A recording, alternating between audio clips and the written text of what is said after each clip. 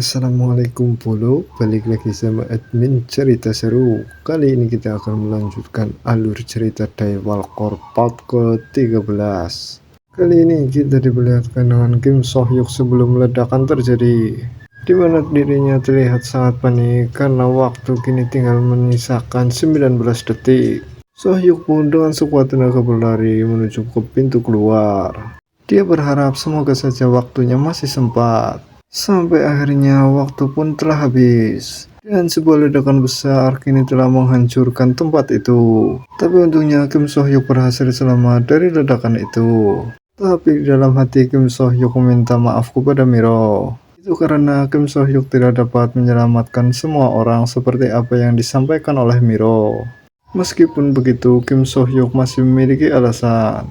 Itu karena dari sekian banyak subjek, hanya satu wanita yang berhasil selamat. Pada saat itu, wanita yang diselamatkan oleh Kim Sohyuk terkena tusukan oleh pecahan kaca. Dia juga mengalami luka pada wajahnya. Tapi hanya dalam beberapa detik, luka itu seketika sembuh. Melihat itu, Kim Sohyuk pun langsung sadar, wanita yang diselamatkannya kini telah berhasil berubah menjadi vampir. Lalu kita diperlihatkan dengan si wanita yang kini telah sadar. Wanita itu tidak lupa mengucapkan terima kasih kepada Kim Sohyuk karena telah menyelamatkannya. Tapi dengan menangis, wanita itu memohon kepada Kim Sohyuk untuk menghabisinya saja. Dia mengatakan kalau dirinya adalah seorang biarawati dan melayani Tuhan. Akan tetapi, kini iblis telah merusak tubuhnya. Jika dia harus hidup dengan meminum darah seseorang, maka akan lebih baik jika dirinya ini mati. Wanita itu pun terus menangis dan mohon kepada Kim Sohyuk untuk menghabisinya. Tapi wanita itu terkejut saat Kim Sohyuk menolak permintaannya. Sohyuk mengatakan bahwa tugas mereka adalah untuk melindungi siapapun dari vampir. Oleh karena itu, mereka tidak akan pernah membunuh korban. Wanita itu pun mengerti alasan dari Kim Sohyuk. Kemudian dia mengambil pecahan kaca yang sebelumnya menancap pada tubuhnya. Wanita itu pun berniat untuk menghabisi dirinya sendiri dan akan menusukkan pecahan kaca itu ke jantungnya. Tetapi semua itu dihentikan oleh Kim Sohyuk. Kim Sohyuk mengerti pasti akan membingungkan jika tiba-tiba saja menjadi vampir dalam waktu semalam. Dirinya pun pernah merasakan hal yang sama seperti apa yang dirasakan oleh wanita itu. Kim Sohyuk lalu menceritakan ada seorang anggota Ordo yang muncul di hadapannya. Anggota itulah yang memberinya alasan agar tetap hidup. Orang itu lebih mementingkan menyelamatkan orang lain ketimbang nyawanya sendiri. Dan kini orang yang telah diselamatkan olehnya adalah dirimu. Kim Sohyuk yakin suatu saat wanita itu akan menemukan alasan untuk tetap hidup. Demi mereka walaupun sudah tidak ada yang berharga baginya. Jadi dia mohon untuk tidak menyerah. Mendengar ceramah no jutsu dari Kim Sohyuk membuat wanita itu menangis dan mengurungkan niatnya. Wanita itu pun kemudian berlari dan memeluk Kim Sohyuk. Dalam hati Kim Sohyuk berpesan kepada Miro, kalau mereka telah berhasil menyelamatkan satu orang seperti apa yang Miro katakan. Maka dari itu Kim Sohyuk memohon agar Miro juga ikut selamat. Kemudian kita diperlihatkan beberapa jam sebelumnya, sebelum Kim Sohyuk dan Koko sampai di tempat itu. Di sana Katrina mengatakan kepada seseorang, kenapa mereka tidak menghabisinya saja? Dan kenapa mereka membiarkan bishop ini tetap hidup? Katrina berpikir mereka sudah menangkapnya dan sebaiknya kita menghabisinya. Kim Sohyuk tidak dapat dipancing begitu saja. Lalu kita diperlihatkan dengan orang yang diajak bicara oleh Katrina. Orang itu berkata kepada Katrina, seperti yang sudah aku bilang. Dia mengungkapkan kalau dirinya memiliki sebuah rencana. Dengan sombong dia berkata, tidak seperti dirimu. Aku benar-benar menggunakan otakku. Dasar wanita jalan gila. Tentu saja perkataan seperti itu langsung menyedot emosi dari Katrina. Dia pun langsung menyerangnya. Dengan tatapan mengerikan, Katrina berkata untuk tidak meremehkannya. Katrina kembali mengerahkan ular-ularnya untuk menyerang orang itu. Tapi dengan sangat mudah, wanita itu menghancurkan ular yang mengarah kepadanya. Dia berkata kalau dirinya ini sedang berbicara kepada Katrina. Merasa semakin diremehkan membuat Katrina semakin murka. Dia pun mulai bertarung dengan serius dan mengeluarkan begitu banyak ular untuk menyerang wanita itu. Tetapi dengan sangat mudah, wanita itu berhasil menghalang semua serangan dari Katrina. Ia pun tersenyum dan mengatakan kalau Katrina ini berubah menjadi sombong setelah meminum darahnya. Wanita itu mengatakan kepada Katrina kalau dirinya telah memotong ular-ularnya sebelum Katrina melihatnya. Jika bukan karena perintah Ana, mungkin saja dia telah membunuh Katrina. Tapi secara mengejutkan, ular yang telah dipotongnya masih dapat bergerak dan akhirnya menggigit kakinya. Melihat serangannya yang berhasil, Katrina pun merasa menang. Dia sangat yakin kalau musuh di depannya sudah tidak dapat lagi bergerak. Katrina kemudian mengatakan, benarkah kalau begitu waktunya pas sekali? Aku tidak pernah menerima perintah itu darinya. Dia kemudian bersiap untuk benar-benar menghabisi lawan di depannya. Namun wanita itu masih sangat tenang. Dia masih saja tetap tersenyum meremehkan Katrina. Senyuman itu tentu makin membuat Katrina kesal. Dia pun berkata tidak akan pernah membiarkan siapapun yang meremehkannya tetap hidup. Tapi yang terjadi selanjutnya, wanita itu bergerak dengan sangat cepat dan tiba-tiba muncul di belakang Katrina. Tentu saja Katrina sangat terkejut dengan gerakan luar biasa dari wanita itu. Wanita itu pun tersenyum dan mengintimidasi Katrina. Apakah benda yang ada di bahumu ini cuma hiasan? Baru saja ingin menoleh, Katrina langsung mendapatkan tebasan di lehernya yang membuat kepalanya terlepas dari tubuhnya. Sambil menatap tubuh Katrina yang sudah tidak berdaya, wanita itu berkata kepadanya, berani sekali anggota skuad kelima meremehkanku. Kali ini kita pun tahu kalau wanita itu adalah pemimpin skuad ketiga milik Ana. Dia bernama Lily. Katrina pun sadar kalau level mereka kali ini benar-benar jauh berbeda. Lawannya sekarang benar-benar di luar dari kemampuannya. Setelah kepalanya kembali tersambung, Katrina pun merasa sangat kesal kepada wanita itu. Padahal dirinya sudah membuat perjanjian dengan Kim So Hyuk. Tapi kali ini Katrina memutuskan untuk bersabar. Dia pun bertanya kepada Lily rencana apa yang dia miliki. Lily pun kemudian berkata, ketika kita membahas soal pengendalian hama, kau tidak dapat menangkap apa yang ada di hadapanmu tanpa berpikir. Jika kau ingin menghabisi mereka semua, kau harus menyerang sarang mereka. Lalu Shin berpindah ke arah Kim So Hyuk yang sudah kembali ke markas. Terlihat dirinya yang masih terus menenangkan wanita yang diselamatkannya. Lalu kemudian ada seorang petugas yang memasuki ruangan Kim So Hyuk. Tapi ternyata petugas itu telah terkontaminasi oleh racun dari Katrina. Petugas itu pun membawa sebuah senjata untuk menyerang. Dia pun kemudian menodongkan senjatanya ke arah Kim So Hyuk yang masih belum menyadari kehadirannya.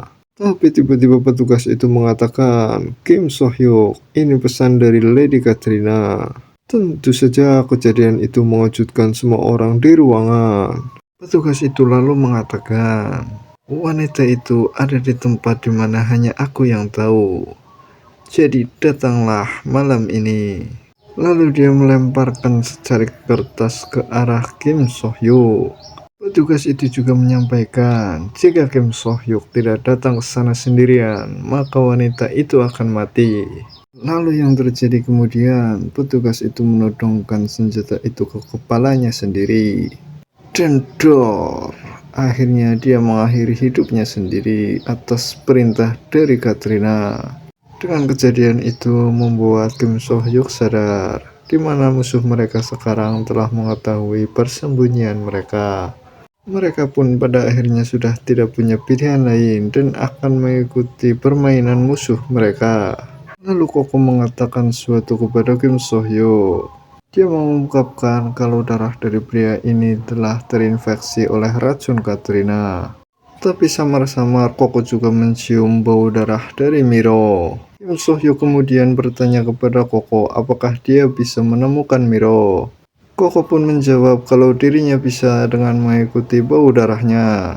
Kemudian Kim So Hyuk menyusun rencana kalau dirinya akan bertemu dengan Katrina. Sementara dengan Koko, dia harus menemukan Miro. Tapi itu membuat Koko tidak setuju.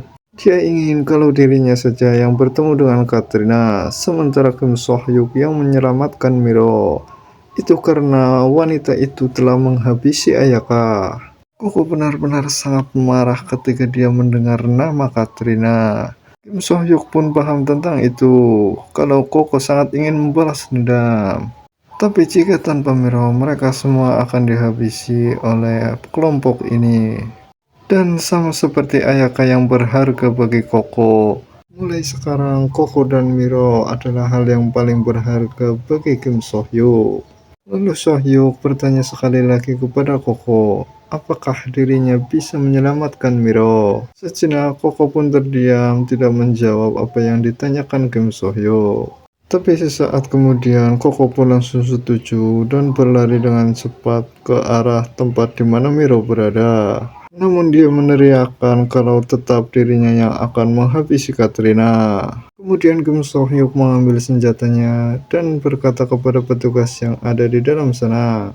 Dia meminta untuk menyelidiki identitas dari anggota yang tadi.